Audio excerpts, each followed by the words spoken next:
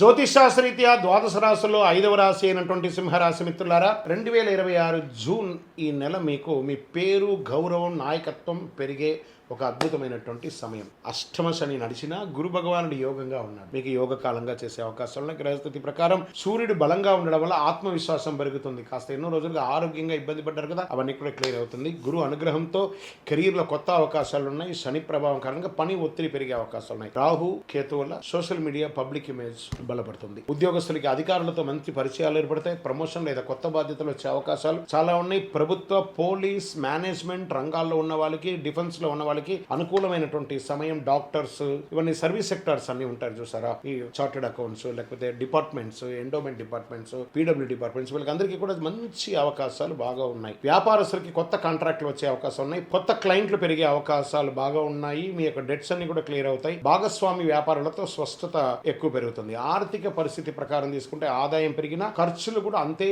పెరుగుతుందండి. ఈ సింహరాశి వారికి లగ్జరీ వస్తువులపై ఖర్చులు ఎక్కువ పెట్టుబడి పెడుతూ ఉంటారు. మీరు పెట్టుబడిలో తొందరపడి నిర్ణయాలు తీసుకోవద్దు, కొంచెం జాగ్రత్త పడండి. పాత బాకీలు తిరిగి వచ్చే సూచనలు ఉన్నాయి కాబట్టి జాగ్రత్తగా ఉండండి. ఆర్థికంగా ఇబ్బంది వచ్చినప్పుడు ఆలోచన చేయండి, కానీ ఆత్రపడకండి. మీ కోపాన్ని కాస్త అదుపులో పెట్టుకుంటే కుటుంబ సభ్యుల మధ్య సఖ్యత అనేది పెరుగుతుంది. భార్యాభర్తల మధ్య కాస్త సఖ్యత లోపం అవుతుంది. మాస ద్వితీయంలో అన్ని కలిసి వస్తుంది.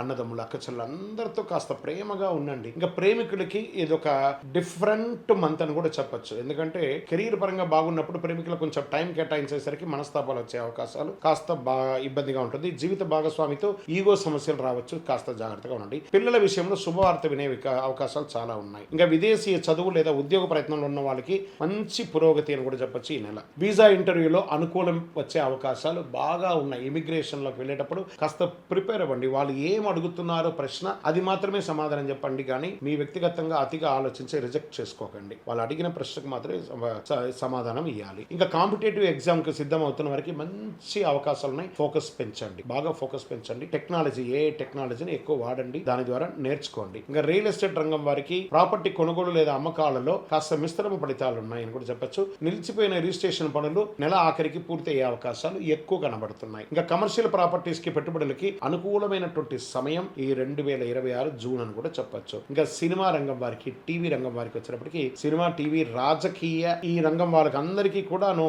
ప్రజాదరణ పెరుగుతుంది. కొత్త ప్రాజెక్ట్ ఆఫర్లు వచ్చే అవకాశాలు ఉన్నాయి. మీ ప్రొఫెషనల్ వల్ల అభిమానులు పెరిగే అవకాశం ఎక్కువ ఉంది. ఇంకా ప్రజల దగ్గరికి వెళ్ళేటప్పటికి రాజకీయ నాయకులు కాస్త ప్రజాక్షేత్రంలో కాస్త నోరు అదుపులో ఉంటే మంచిది అని చెప్పడం జరుగుతుంది. కోర్టు కేసులో కోర్టు వ్యవహారం నెమ్మదిగా అనుకూల పరిస్థితులు కనబడుతున్నాయి. అధికారులతో మాట్లాడేటప్పుడు జాగ్రత్తగా ఉండండి. డాక్యుమెంటేషన్ విషయంలో నిర్లక్ష్యం వద్దు. ఇంకా వాహనం నడిపేటప్పుడు ఫోన్లు పెట్టుకోవడము లేదా అతి ర్యాష్ డ్రైవింగ్, ఇవన్నీ కాస్త అవాయిడ్ చేయండి. ఇంకా హీట్, విపరీతమైనటువంటి హీట్, బీపీ, ఒత్తిడి, స్ట్రెస్ సమస్యలు రావచ్చు.